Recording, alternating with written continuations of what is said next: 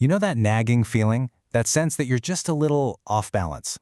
Like one side of your body is just doing all the work? Well, guess what? You are not imagining it. Today we're going to dive into what's known as a functional long-short leg. And the surprising truth is, it almost always starts with our simplest, tiniest daily habits. All right, here's a quick reality check for you. Go grab your favorite pair of shoes. Seriously, go look at them. Now, check out the soles. Is the wear and tear on one side, way more intense? Is the heel on your right shoe totally worn down while the left one looks pretty much okay? Because that right there, that's a classic clue that your body is not spreading the load evenly. Okay, so if you're looking at that worn-out shoe and thinking, yep, that's me, your first thought is probably something like, oh my gosh, one of my legs is actually longer than the other. But for the vast majority of us, that's just not the case. The real culprit is actually way more common, and you know what? It's something we have a surprising amount of control over. So to really get to the bottom of this, we've got to understand the huge difference between two types of leg length issues. It really all boils down to one simple question. Is the problem in your bones, or is it in your habits? So on one side, you've got what's called a structural discrepancy. This is the real deal. The femur or tibia bone in one leg is physically measurably shorter than the other. This could be from genetics, maybe a bad fracture that healed weirdly, or certain diseases.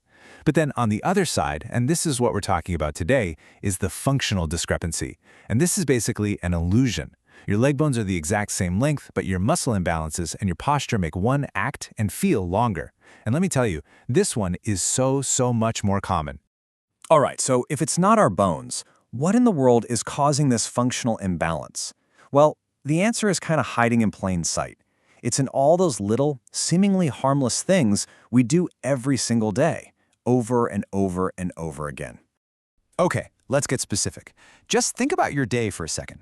When you walk, do you always push off with the same leg? When you're standing in line at the coffee shop, do you shift all your weight onto one hip and just kind of let the other one hang out?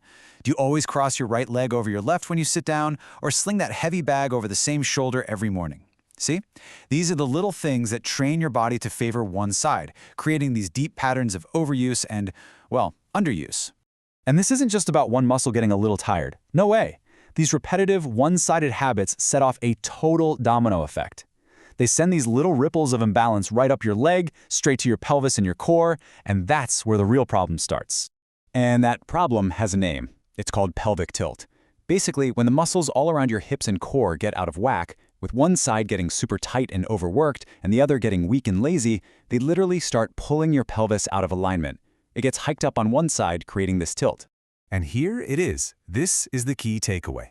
When one side of your pelvis gets pulled up higher, the leg on that side gets pulled up with it, which makes it seem shorter.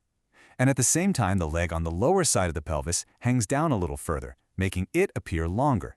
It's just a clever illusion, all created by that imbalance right at your core.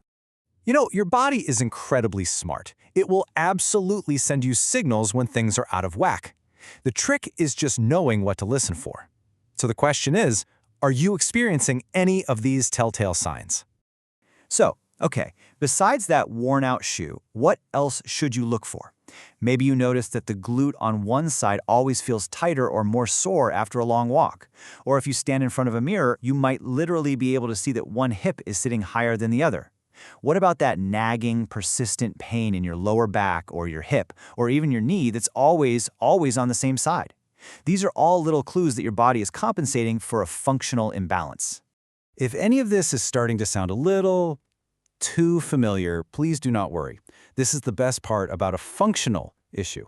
Because it was created by habits, it can be corrected with new, better habits.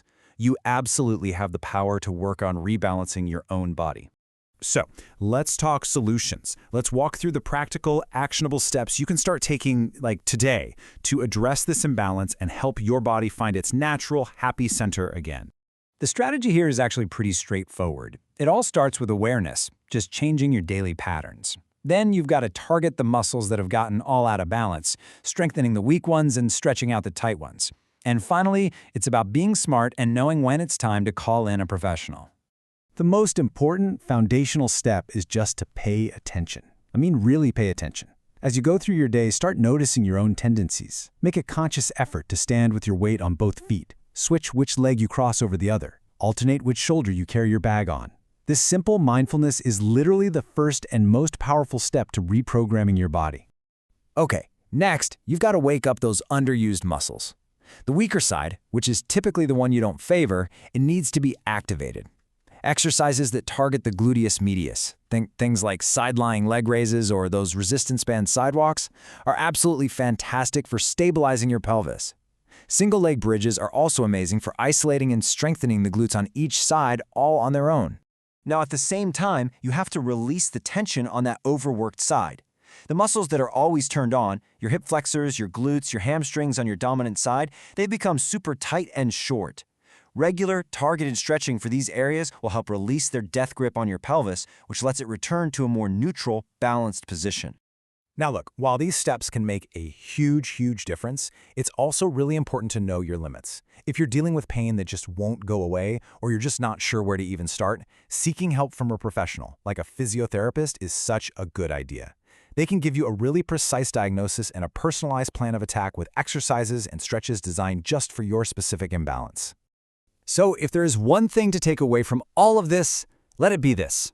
For most of us, that lopsided feeling isn't some permanent structural problem written into our skeleton. It's an issue of balance, a balance of habit and muscle that's just been thrown off over time.